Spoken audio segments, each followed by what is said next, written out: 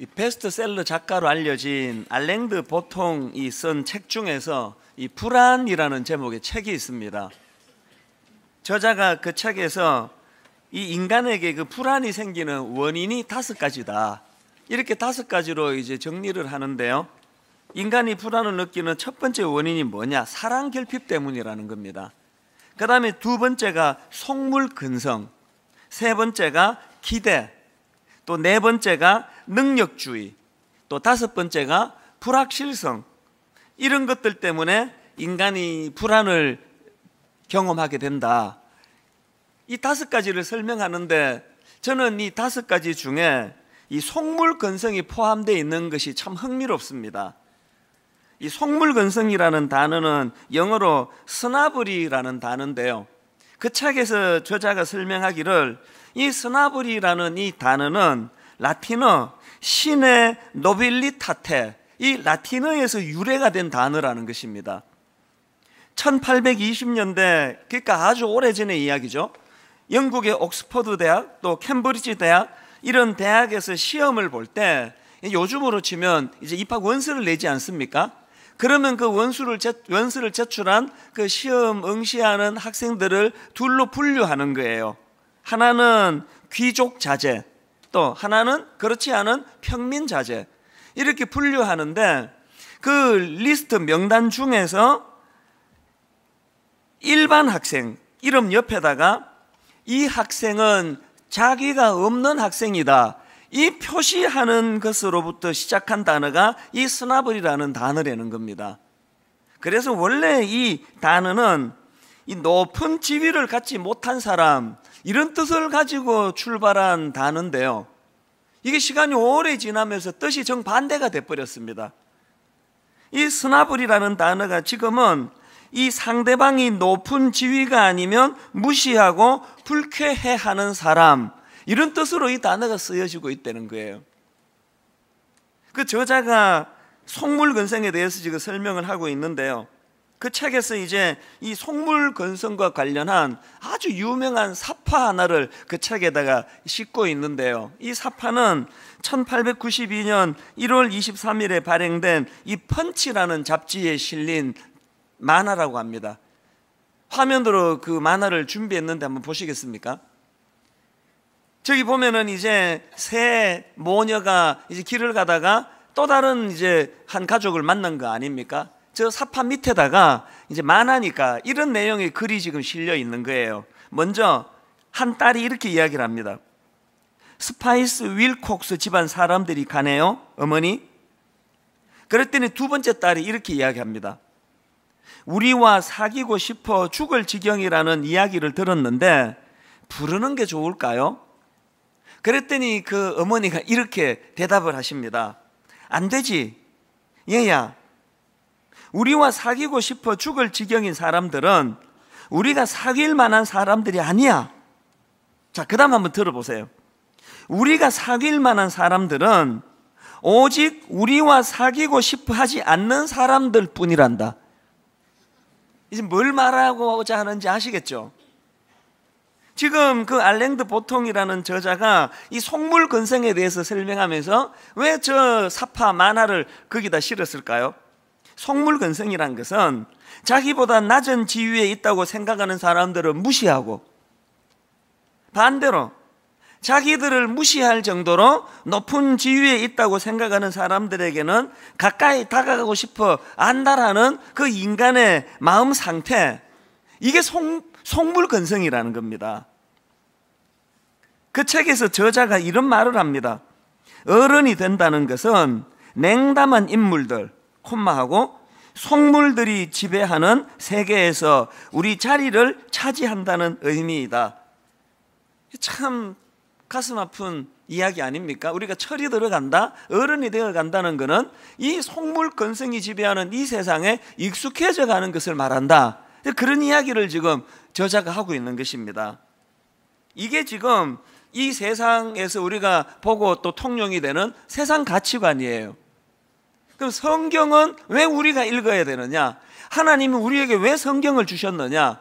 우리가 성경을 읽는 것은요, 막 저희 교회에서 1년 1독 해야 한다, 또 다시 이거 체크해라, 홈페이지 들어오면은 오디오 성경이 있으니까 들으라, 계속 강조하는 이유는 우리가 성경을 읽지 않으면은 그저 이 세상 가치관에 노출이 돼가지고 시간이 지나면 우리 모두가 다 속물건성으로 그렇게 이 땅을 살아갈 수밖에 없기 때문에 세상이 제시하는 가치관이 아니라 하나님이 제시하시는 가치관에 영향을 받기를 원해서 읽는 것이 그게 성경이라는 것입니다. 여러분, 누가복음 14장 12절 13절에서 주시는 예수님의 말씀을 한번 보십시오. 또 자기를 청한 자에게 이르시되 내가 점심이나 저녁이나 베풀거든 벗이나 형제나 친척이나 부한 이웃을 청하지 말라. 주님 왜 이런 말씀을 하십니까? 그 다음 보십시오. 두렵건대 그 사람들이 너를 도로 청하여 내게 갚음이 될까 하노라.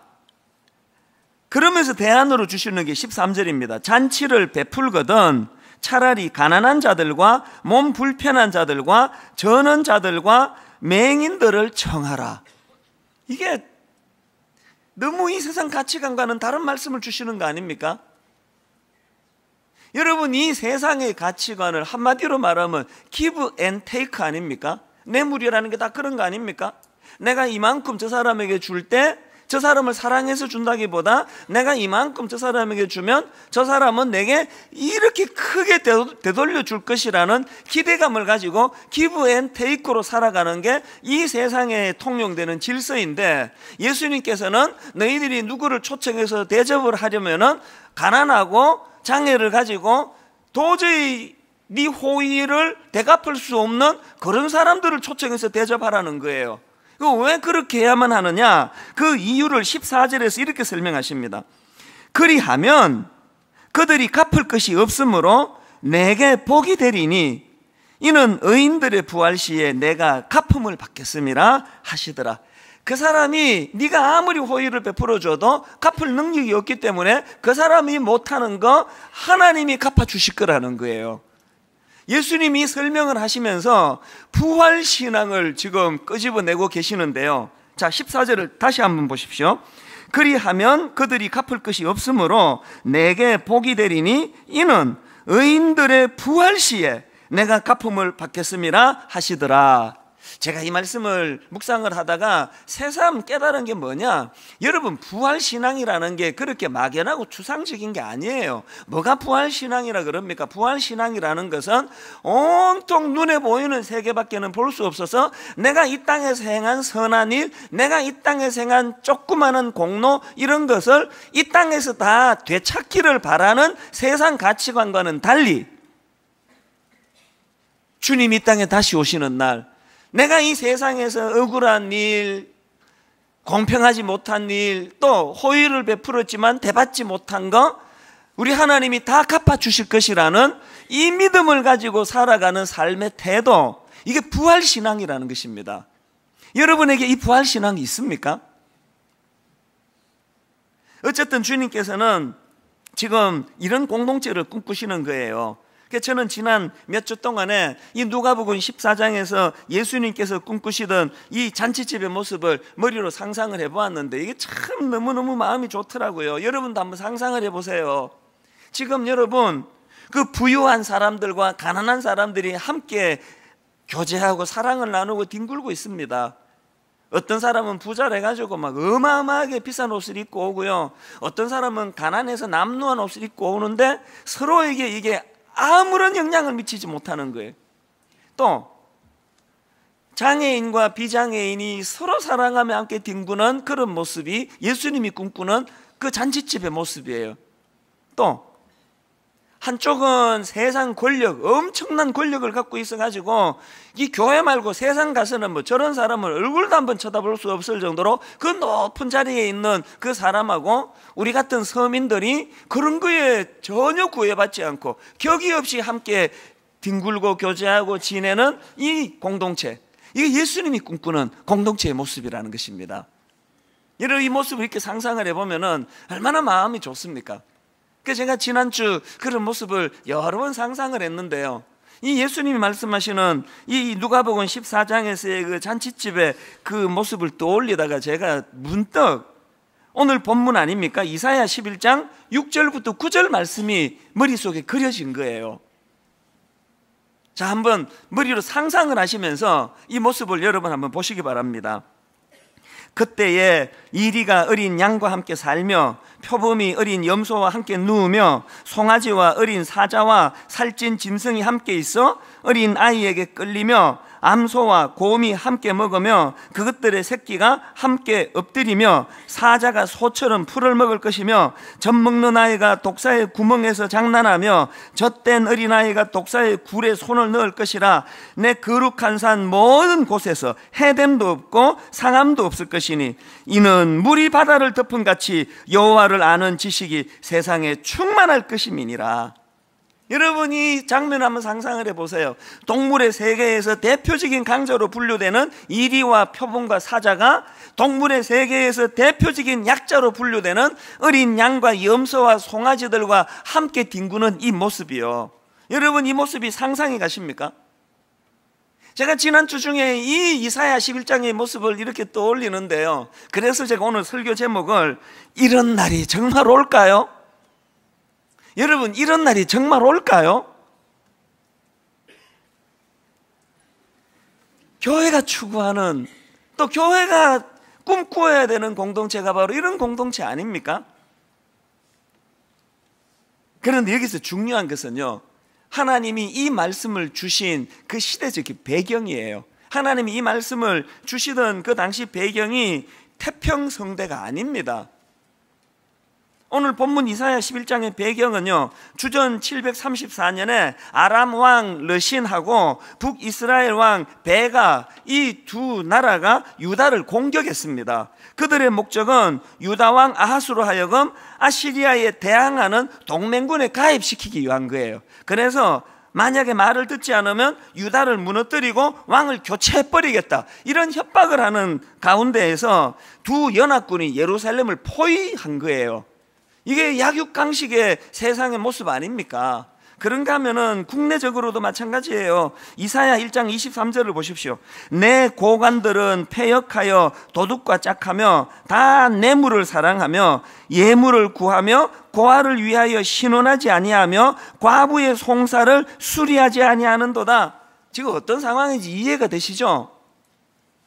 국제적으로는 약육강식의 논리로 주변 강한 국가들로부터 위협을 당하고 있는 불안한 상황이고요, 국내적으로는 권력 가진 자들이 힘의 논리로 가난하고 없는 자들을 착취하고 이런 비참한 그 시대적인 배경을 갖고 있는 거예요. 우리가요, 이 고대 사회를 묘사하면 보통은 이해를 잘 못해요. 그러나 여러분, 이런 이사야 1장 23절 같은 이런 구절은 너무 이해가 쉽잖아요. 왜? 지금 우리도 똑같이 겪고 있는 일 아닙니까?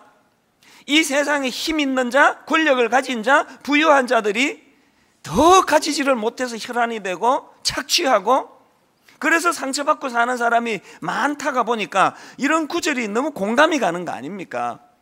저는요, 그 사기치는 분들을 보면은 그 텔레비전에 한 번씩 나와가지고 이렇게 그 뉴스에 보면은, 이 사람들이 사기치는 사람들 보면은 다 그 없는 사람, 가난한 사람, 그 전화 사기 이런 거 그거 보면은 분통이 터져요. 안 그래도 지금 가난하고 어려운 사람들을 그렇게 그냥 사기를 쳐가지고 그 착취하는 걸 보면은요, 그쪽 있는 집을 좀 해. 그것도 하면 안 되고 그것도 하면 안 되는데, 그냥 시골에 80 넘은 할아버지 할머니 꼬깃꼬깃 모아놓은 그 돈을 그 사기쳐 먹는 사람들을 생각하면 너무너무 분통이 터져요. 혹시 지금 이 설교를 듣는 분들 중에 그쪽 일에 종사하는 분이 계시면 여러분 진짜 그러지 마세요. 어떻게 그럴 수가 있습니까? 세상이 악하면 악할수록 없는 자들은 더 그냥 핍박하고 억누르고, 그러다가 보니까 오늘 본문의 배경과 같은 이 시대일수록 사람들이 상처를 많이 받아요. 업신당하고 무시당하고. 그런데 여러분, 이런 시대를 배경으로 하고 있는 이사야 시대에 왜 하나님께서는 이런 말씀을 주시느냐? 왜 하나님께서 이런 말씀을 주십니까? 이사야 11장 10절을 한번 보십시오. 그날에 이새의 뿌리에서 한 삭시 나서 만민의 기치로 설 것이요 열방이 그에게로 돌아오리니 그가 거한 것이 영화로우리로다. 하나님이 말씀하고자 하는 포인트가 뭐예요? 지금 약육강식으로 힘없는 백성들이 절망적인 상황에 빠져 있는 것, 이것들이 근원적으로 해결되는 게 언제 가능하냐? 이 땅에 장차 오실 메시아, 그분이 다스리는 나라가 될 때 이런 불합리한 세상이 다 청산이 된다는 거예요. 여러분, 오늘 우리가 이 땅을 살아가면서 억울한 일을 많이 당하고 가슴이 아픈 일을 겪고 분한 일, 마음 상하는 일, 이런 일이 있을 때마다 뭘 우리는 마음에 담아야 됩니까? 다시 오실 예수 그리스도, 그분이 다스리실 그 나라. 인간 지도자가 다스리면 늘 돌아오는 것은 실망밖에 없는데, 주님이 다스리는 그 공의로운 나라, 그 나라를 꿈꾸면서 이 어두운 시대를 버텨내고 견뎌내고 이겨내야 된다는 그 말씀을 하고 계시는 거예요. 여러분, 혹시 삶이 힘드시고 삶이 어려우시면 더욱더 주님 다스리는 그 장차 다시 오실 예수 그리스도, 그분을 소망하는 마음, 그래서 그분이 이 땅에 오실 때 그분이 다스릴 그 나라를 갈망해야 된다는 것입니다. 저는 이 말씀을 묵상을 하면서, 여러분 이 찬양 다 아시죠? 사막에 샘이 넘쳐 흐르리라, 사막에 꽃이 피어 향내 내리라, 주님이 다스리는 그 나라가 되면은 사막이 꽃동산 되리. 사자들이 어린 양과 뛰놀고 어린이들 함께 뒹구는 참 사랑과 기쁨의 그 나라가 이제 속히 오리라. 이 절 같이 한번 불러보시겠습니까? 키를 하나 살짝 낮추어가지고. 사막에 숲이 우거지리라, 사막에 예쁜 새들 노래하리라, 주님이 다스리는 그 나라가 되면은 사막이 낙원되리라. 독사굴에 어린이가 손 넣고 장난쳐도 물지 않는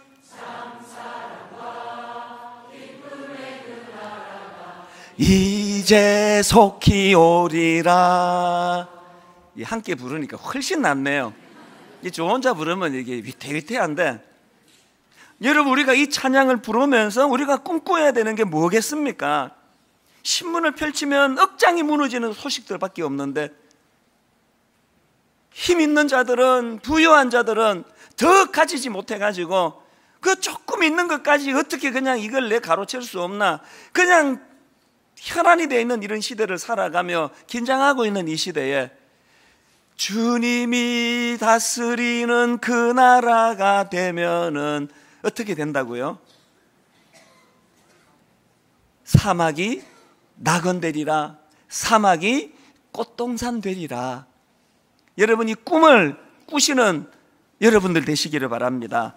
그래서 여러분, 분당 우리 교회 창립 13주년이 되는 오늘이요, 저는 오늘 본문 말씀을 중심으로 힘든 시대를 살아가는 우리에게 하나님이 원하시는 이 두 가지 포인트를 말씀을 드리려고 하는데, 첫 번째가 이거예요.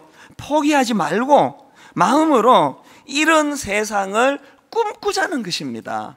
여러분 현실이 답답하십니까? 이사야 11장 6절에서 9절, 이 하나님이 꿈꾸시는 그 나라를 바라보시기를 바랍니다. 눈을 뜨고 보면 답답한 것들밖에 보이지 않지만 눈을 감고 그 나라를 갈망하고 꿈을 꾸면 하나님이 주시는 위로가 있다는 것입니다. 여러분 시편 137편 1절을 한번 보십시오. 우리가 바벨론의 여러 강변 거기에 앉아서 시온을 기억하며 울었도다. 이스라엘 백성들이 지금 자기들의 범죄로 말미암아 나라는 망해버리고 바벨론으로 포로로 끌려와가지고 원수 나라 강변에서 자기 조국을 떠올리며 지금 울고 있는 거예요.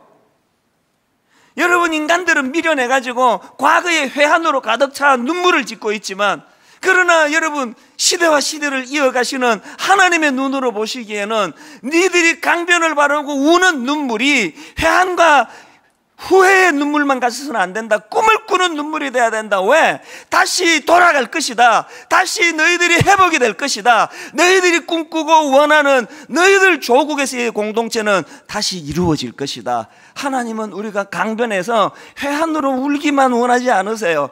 꿈꾸기를 원하시는 거예요. 바로 어제예요. 제가 이 말씀을 준비하다가 불쑥 20대 때 제 모습이 또 떠올랐습니다. 여러 번 말씀드렸지만 여러분, 저는요 이 철이 늦게 되는 체질인가 봐요. 20대 때 진짜 철이 없었어요. 제가 17살 때 전가족 이민을 가는 것으로 다 결정을 했는데 제가 23살 때 미국으로 들어갔거든요. 그 긴 6년 동안에요 내 영어 학원에 한번 간 적이 없어요. 그냥 논 거예요. 그냥 무조건 놀자, 또 놀자, 가급적이면 여학생하고 놀자, 계속 놀았어요. 하여튼 영어 하나도 준비 안 하고, 그러고는 이제 미국에 딱 도착을 하니까요 거대한 절벽이 눈앞에 있더라고요. 한국에서 대학교 2학년만 마치고 가가지고 졸업을 안 했기 때문에 대학을 졸업해야 되는데 졸업은 고사하고 입학도 안 될 실력이에요. 영어가 안 되는 거예요. 그리고 학비 대줄 사람이 없어요. 보호자가 없습니다. 그래서 제가 이제 돈을 벌어가면서 학교를 다녀야 되는데 미국에서 영어를 못하는데 그럼 몸으로 때우는 일밖에 더 하겠습니까? 그럼 영어를 못하면 몸이라도 건강해가지고 열심히 씩씩하게 막노동을 하든지, 또 몸도 약한 거예요. 맨날 쌍코피 터지고 몸도 약하고 영어도 못하고 이거 어떻게 해야 됩니까? 그래서 제가 한 번은 청소년 집회 가서 이 중고등부 애들 앞에 이 이야기를 하면서 얘들아 내가 어떻게 하면 좋겠니? 그러니까 맨 앞에 앉았던 애가 이렇게 말했습니다. 죽어야 되겠네요. 그거 아주 나쁜 놈 아닙니까? 근데 가만히 생각하니까 걔 말이 맞아요. 근데 이렇게 멀쩡히 살아있는 게 은혜 아닙니까? 그때는 참 암울했어요. 내 인생이. 왜? 앞도 막히고 협도 막히고 뒤도 막히고 온 사방이 다 막혀 있으니까 죽을 것 같더라고요. 그런데 여러분, 그때 하나님이 제게 주신 가장 큰 은혜가 뭐냐? 꿈꾸게 하셨어요. 꿈. 말도 안 되는 꿈을 주시는 거예요. 네가 그 어려운 중에도 왜 반드시 대학을 졸업해야만 되는지, 왜 이 고비를 견뎌내야만 하는지 꿈을 주시는 거예요. 그 없는 살림에 무슨 꿈을 꿨냐? 40살까지 미친 듯이 돈 벌어가지고 40살에 한국 나와가지고 고아원 차리고 양로원 차리고, 이 꿈을 제가 가슴 벅차게 꾼 거예요. 그때는요 꿈을 같이 못 나누었습니다. 친구들한테 이 미친놈이라고 욕먹을까봐. 고아원을 차리고 양로원을 차려? 네가? 네 밥상이나 차려라. 자기도 지금 생계가 안 돼서 지금 걱정하는 과정에 뭘 그런 꿈을 꾸고 있냐. 그래서 제가 꿈 얘기를 함부로 못했는데요 여러분, 그게 23살 때 제 이야기인데요 여러분, 지금 32년이 지난 55살이 된 지금 세상에 고아원 차리고 양로원 차리고 그 순진한 생각하던 저에게 지금 그 꾸던 꿈의 한 1000배쯤 지금 하나님 이루어주고 계십니다. 우리 장애인 복지관을 통해서 지금 얼마나 놀라운 일들이 일어나며 성남에 있는 여러 우리가 섬기고 있는 센터 복지관을 통해 가지고 얼마나 하나님이 우리의 제 꿈을 다 이루어 주었는지 가슴이 터질 것 같은 거예요. 오늘 여러분 삶이 텁텁하고 힘들고 일은 안 풀리고 강자들이 여러분을 짓누르고 그러면 울분과 분노의 자리에 빠지지 말고 하나님 주시는 꿈을 꾸셔야 된다는 것입니다. 2주 전이에요. 장애인 주일을 앞두고요 우리 교회 그 장애인 부서에서 이제 그 장애인 아이들을 섬기는 가족들이 수고하신다고 초청을 해서 조촐하지만 저녁도 대접하고 식사도 준비하고 또 이제 복음성가 가수도 초청해서 공연도 듣고 이런 시간을 가졌습니다. 제가 토요일은 설교 준비 때문에 어지간하면 모임에 잘 안 가는데요 여기는 꼭 가야 되겠다. 근데 격려를 해드리고 싶더라고요. 그래서 제가 뒤에 앉아 있는데 순서 중에요 이 발달장애 청년들이 나와가지고 특송을 하는 거예요. 제가 그걸 보면서 많은 생각이 들고 눈물이 나는 것을 제가 경험했습니다. 이 노래를 부르더라고요. 꿈꾸지 않으면 사는 게 아니라고 별해는 마음으로 없는 길 가려네. 한 몇 년 전에 제가 특세 때 이 노래를 소개해드린 기억이 나는데, 그걸 그날 우리 장애인 청년들이 부르더라고요. 가사가 이렇습니다. 사랑하지 않으면 사는 게 아니라고, 설레는 마음으로 낯선 길 가려 하네. 아름다운 꿈 꾸며 사랑하는 우리, 아무도 가지 않는 길 가는 우리들, 누구도 꿈꾸지 못한 우리들의 세상 만들어가네. 배운다는 건 꿈을 꾸는 것, 가르친다는 건 희망을 노래하는 것. 우린 알고 있네, 우린 알고 있네. 배운다는 건, 가르친다는 건 희망을 노래하는 것. 여러분, 장애인 아이들이 그 노래를 부르는데요, 마음이 먹먹해지더라고요. 이놈의 세상은 약자라고 봐주는 거 없고 오히려 비웃고 멸시하고, 이 아이들이 이런 세상을 살아가며 받은 상처가 많을 텐데, 그들이 포기하지 않고 이런 노래를 부르면서 꿈꿀 수 있다면, 저 아이들이 꿈꾸는 일을 내가 도울 수만 있다면, 오늘 여러분들이 어떤 상황에서 어떤 일로 아픈지 모르지만 여러분, 인간에게 위로받을 거 하나도 없습니다. 저에게 하루가 멀다고 찾아오는 답답하고 억울하고 아프고 상처받고 펑펑 눈물을 쏟으며 찾아오는데, 제가 해드릴 수 있는 게 아무것도 없어요. 뭘 해드릴 수 있습니까, 제가? 그래서 같이 꿈꾸기를 원하는 거예요. 주님이 다스리는 그 나라가 되면은 사막이 꽃동산 되리. 꿈꾸시는 저와 여러분에게 하나님의 은혜가 임하게 될 줄로 믿습니다. 그런가 하면 두 번째로 우리 하나 더 해야 됩니다. 이런 힘든 이 땅을 살아가는 우리, 꿈만 꾸지 말고 삶 속에서 작지만 이것을 실천해야 한다는 것입니다. 여러분, 약육강식이 지배하는 세상이 아니고 강자와 약자가 함께 어울려 춤추고 뒹구는 세상을 여러분이 꿈꾸신다면, 내 삶 속에서 우리가 할 수 있는 작은 일, 어려운 이웃 초청해서 밥 한 끼 대접하는 일, 상처받고 우는 어떤 지체에 눈물 닦아주는 일, 우리가 할 수 있는 작은 일부터 실천해 나가야 된다는 거예요. 합신대학교 이승규 교수님이 기독교 세계관에 대해서 정의하는 걸 보았는데요, 이렇게 정의했습니다. 이 세상과 이 세상의 모든 문제에 대해서 기독교적으로 생각하고, 이러한 기독교적 생각에 따라 활동하고 기독교적으로 살아가는 일이다. 여러분, 기독교 세계관이 여기서 뭐라고 정의하느냐, 저는 이게 눈에 딱 들어와요. 기독교 세계관은 논리가 아니에요. 이론이 아니에요. 기독교 세계관은 머리에서만 작동되는 게 아니고 살아내는 거예요. 오늘 우리 주변의 연약한 이웃들에게 엄청난 거를 불사르지는 못해도 밥 한 끼 대접하는 거 할 수 있잖아요. 그 눈에 눈물 하나 닦아주는 거 할 수 있잖아요. 우리가 할 수 있는 일을 우리가 하자는 거예요. 근데 여러분, 오늘 본문에 사자와 어린 양이 뒹구는 그 나라를 꿈꾼다면요, 이게 가능하기 위해서 여러분 누가 바뀌어야 돼요? 한번 상상을 해보세요. 어느 날 양이, 나는 마음을 고쳐먹었어, 난 이제 사자들과 함께 뒹굴 거야. 그래서 그 나라가 임합니까? 잡아먹혀요. 누가 바뀌어야 됩니까? 사자가 바뀌어야 돼요. 양만 보면은 이거를 잡아먹을 대상으로만 생각하던 사자가 이게 아니다, 저들은 우리와 더불어 함께 뒹굴고 함께 기뻐할 존재라는 인식을 가지고 사자의 인식이 바뀌어야 되는 거 아닙니까? 자, 오늘 본문 7절도 그 구조를 한번 보십시오.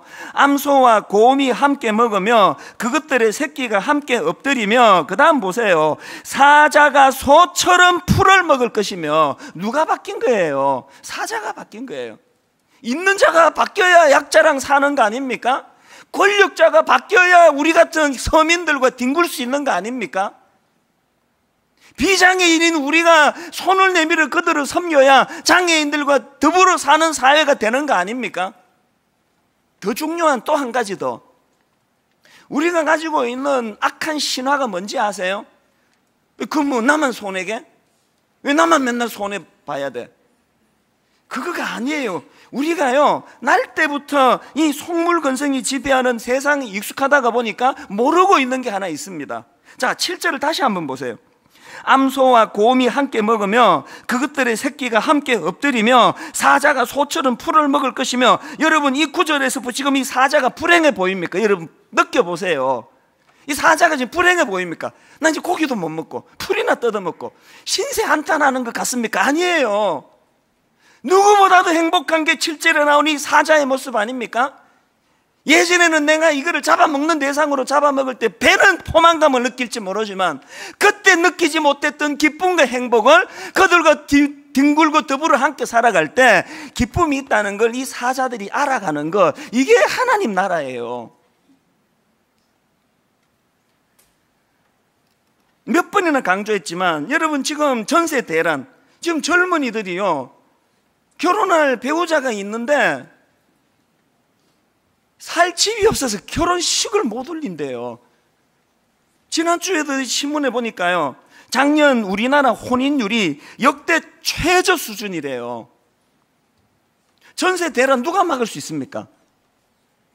오늘 여러분 집 가지고 전세 내시는 분들 중에 자기도 어려워가지고 막 어쩔 수 없으면 이건 예외예요. 그러나 넉넉해가지고 그 전세 몇 천만 원 더 올려받아가지고 그 돈 은행에 넣어서 이자 받는 거 말고는 하는 일이 없으면 지금 이자가 쥐꼬리만큼밖에 안 나오는데, 과감하게 여러분이 전세 올리지 않고 그 경제적으로 어려운 사람을 위하여 배려를 한번 해보시라니까요.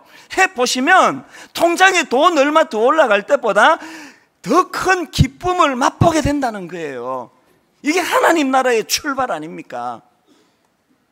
1만 성도 파송 운동, 그건 우발적으로 그냥 선언한 거예요. 어느 새벽에 하나님이 제 마음에 너무나 부담을 주셨기 때문에 제가 하나님 말씀에 순종하느라고 1만 성도를 파송하겠다. 저 서영교육관 이제 되팔아서 사회에 환원하겠다. 이제 기존 신자 등록을 안 받겠다.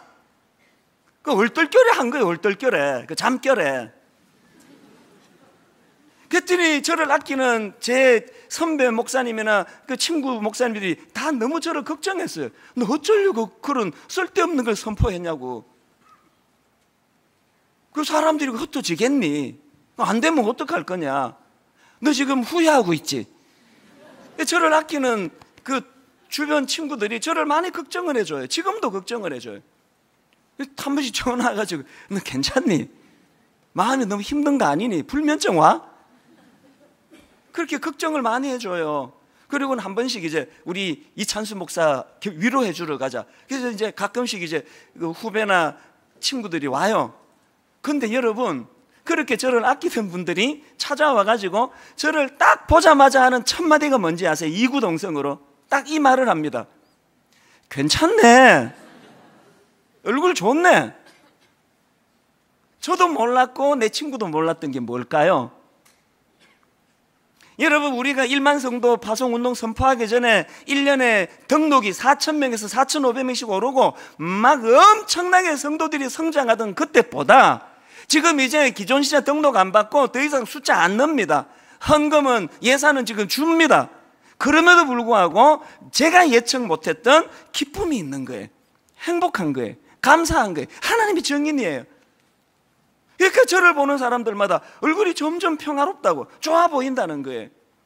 사자가 더 이상 고기 못 먹는 것 때문에 울분과 분노로 빠지는 그 나라가 아니고 이제 그들을 함께 손잡고 나갈 동료로 생각할 때 하나님 주시는 샬롬, 평안이 있다는 거예요.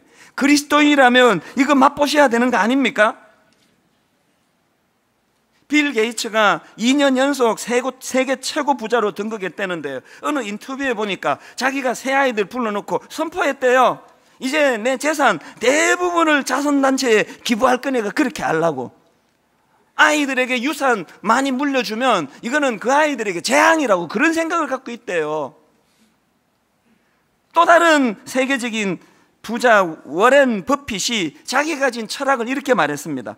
열정은 성공의 열쇠이고 성공의 완성은 나눔이다. 여러분, 말만 그렇게 하는 게 아니고 빌 게이츠나 워렌 버핏이 상상을 초월하는 큰 금액을 세상에 기부하는 일이 어떻게 가능할까요? 해보니까 내 움켜쥘 때보다 더 행복하더라는 게, 더 기쁘다는 게, 맛을 본 사람만이 아는 거예요, 이게. 여러분, 이즈음에서요, 제가 오늘 너무너무 중요한 선포를 하나 하려고 합니다. 오늘 기도하며 많이 기다렸습니다. 13주년이 되는 오늘 교회적으로 꿈꾸기 시작하는 너무나 아름다운 출발이에요. 예전에 제가 어떤 연로하신 장로님과 권사님이 오셔가지고 그분이 그때 한 50억 정도 되는 그 자산을 가지고 저에게 기증하겠다고, 우리 교회에 기증하겠다고 오셨다 그랬지 않습니까? 제가 그 평생에 수고한 눈물 땀의 결정체 그 넙죽넙죽 받겠습니까? 그래서 못 받습니다. 그걸 가지고 그 어른들이 장애인들을 위해서 좀 써달라고 그렇게 이제 돈을 기증하는데, 그러지 마시고 우리 권사님, 장로님이 복지재단을 하시면 오히려 우리 교회가 갖고 있는 이 인프라를 가지고 도와드리겠다고, 그렇게 제 기억으로 한 1, 2년 이상을 밀고 당기고 한 것 같아요. 주겠다, 못 받겠다, 주겠다, 못 받겠다 그랬는데, 여러분, 이 어른이 너무 귀한 분이에요. 그 과정에서요, 이분이 그걸 50억 중에 9억 세금 뚝 내고 41억을 통장에다가 현금으로 해서 통장하고 도장을 갖고 저한테 갖다 내미시는 거예요. 왜 이러십니까? 그랬더니 참 귀한 분이에요. 아드님이 사업을 하는데 아들 사업이 어려운 거예요. 이게 자꾸 이러다가 마음이 약해가지고 하나님 드릴 거 아들에게 줄까 봐 마음 변하기 전에 그건 갖고 와버린 거예요. 그거 받아가지고 금고에 넣어놨으면 어떻게 씁니까? 그래서 제가 언젠가 이 설교를 하지 않았습니까? 이런 일이 있었다 그랬더니요, 바로 그 설교를 들은 어떤 성도님이 저 좀 만나자는 거예요. 그래서 그분이 만나자 그래서 만났는데 이분이 또 기가 막힌 말씀을 하시는 겁니다. 이 가정에 경기도 가평에 땅이 한 2만 평 정도 있는데요, 이걸 자식에게 물려주면 자식 망친다는 거예요. 그래서 이거 지금 주인을 못 찾아가지고 지금 계속 찾고 있는데 주인을 못 찾았는데, 그날 목사님 설교 듣고 주인을 찾았다는 거예요.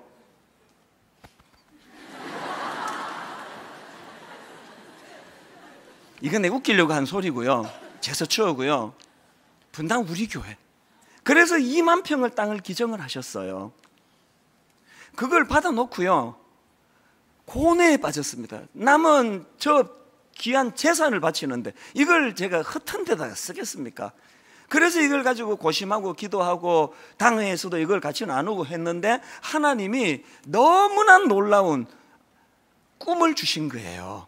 결론부터 말씀드리면요, 여러분, 성도님이 기증해 주신 그 2만 평 땅에 41억 원을 가지고요, 이제 3단계로 이 일을 진행할 건데요, 첫 번째 단계가 뭐냐? 거기다가 장애인 공동체를 만들 것입니다. 우리 장애인들에게, 발달 장애인들에게 일거리를 주고 뭐 채소를 심을지 닭을 키울지 뭘 할지는 몰라요. 제가 꿈꾸는 거는 우리 장애인들에게 매달 월급 주는 거예요. 자기들이 할 수 있는 일을 통해서 이 땅에서 월급을 받아 부모님께 전달하고 자기 통장에 돈을 넣도록, 이게 1단계 저희가 꾸는 꿈이에요. 2단계는 뭐냐? 그렇게 장애인 공동체가 잘 만들어진다 할 때 우리 같은 비장애인들이 지금 얼마나 피곤하고 정서적으로 우울하고 잠이 안 오고 이런 삶을 사는데요, 이제 제가 꿈꾸는 거는 뭐냐? 이 순수한 장애인 공동체를 통해서 비장애인들이 치유받는 일을 하자는 거예요. 3박 4일이 될지 4박 5일이 될지 거기 와서 장애인들과 함께 같이 농사 짓고 다 키우고, 또 저녁에는 강의를 듣고 자연을 거닐고, 그러면서 비장애인들이 치유받는 공동체를 만드는 게 저의 두 번째 꿈이에요. 3단계는 뭐냐? 우리가 깊이 묵상하고 명상할 데가 없어요. 그 자연을 이용해서 어떻게 주실지는 저도 몰라요. 하나님께서 그 공간에 같이 주님을 묵상하고 자연 속에 주님의 음성을 듣고 치유를 받고, 이 3단계 꿈을 꾸어요. 제가요, 우리 교회 복지 담당하는 그 전문가를 통해 서울대 사회복지학과 교수님 뵙자 그래가지고 제가 이런 꿈을 꾸고 있다고, 이게 말이나 됩니까? 의뢰했더니 이 교수님 하시는 말씀이 우리나라에서 지금 시도하지 않은 아름다운 꿈이라고 전문가가 인정해 주셨어요. 하나님 우리 교회에 이 꿈을 주신 거예요. 그래서 여러분, 13주년이 되는 오늘 전 교회적으로 중요한 거 선포합니다. 오늘부터 유산 안 남기기 운동을 시작할 거예요. 여러분, 자녀들에게 최소한 살아갈 수 있는 정도만 유산을 주고 나머지는 같이 있는, 이게 하나님 나라예요. 저는요 이 3단계까지 다 할 수 있을지 없을지 몰라요. 욕심 안 냅니다. 하나님 주시는 데까지 갈 거예요. 첫 번째 단계만으로 충분히 완전한 목표가 이루어지는 거라 생각합니다. 그러나 같이 꿈을 꾸면서 이런 일들이 같이 일어난다면 여러분, 분당 우리 교회를 통하여 꿈꾸게 하신 하나님을 찬양합니다. 이 꿈을 같이 꾸며 같이 기뻐하며, 그래서 사자와 어린 양이 함께 기뻐하고 함께 춤을 추고 함께 뒹구는 아름다운 나라를 분당 우리 교회 안에 맛보게 되시기를 바랍니다. 창립 13주년 설교 결론을 저는 멋지게 아름답게 맺으려고 합니다. 연주를 2개를 준비했는데요, 클라리넷 듀엣을 먼저 보실 거예요. 우리 교회 대학부 학생이 한마음 복지관에 공익 요원으로 갔다. 그 어린 청년에게 하나님 선한 마음을 주셔가지고요, 자폐성 장애를 가지고 있는 그 동생에게, 동생 같은 우리 형제에게 클라리넷을 가르쳐 주면서 멘토와 멘티 관계가 된 거예요. 저는 이 두 형제의 연주를 보면서 이게 하나님 나라구나. 우선 우리 대학부 안철현 형제, 또 황진호 형제, 우리 두 형제 나와서 클라리넷 연주할 텐데 우리 큰 박수로 격려해 주시기를 바랍니다.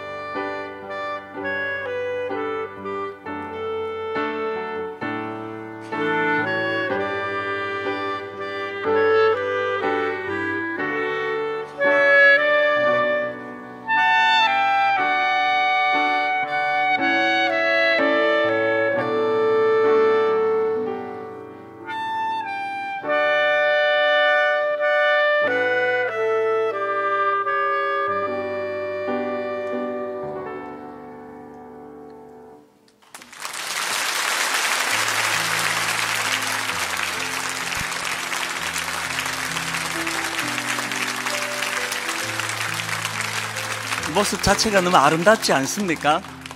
저 어린 대학생 철년 형제가 귀한 게 뭐예요? 삶 속에서 작은 것 하나님 나라를 이루어내기 위해 실천하는 거 아닙니까? 이제 이 시간에는요, 한마음 복지관, 우리 한마음 합창단, 우리 지적장애, 자폐성 장애, 시각장애, 이 발달장애 청년들이 함께 어우러져서 어떤 아름다운 찬양을 만들어내는지 여러분 그 현장을 보시게 될 것입니다. 우리 이 귀한 젊은이들 나올 때 큰 박수로 축복해 주시기 바랍니다.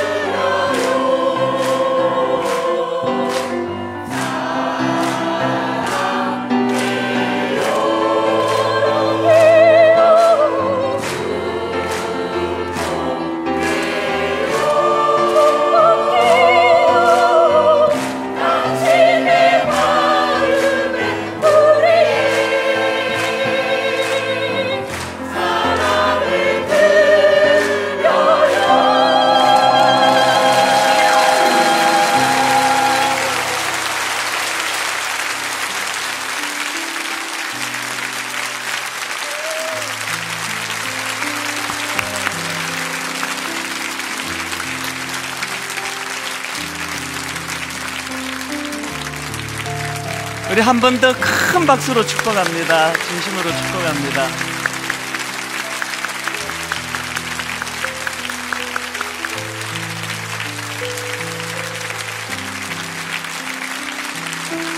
우리 하나님께 너무너무 감사합니다. 하나님께 감사합니다.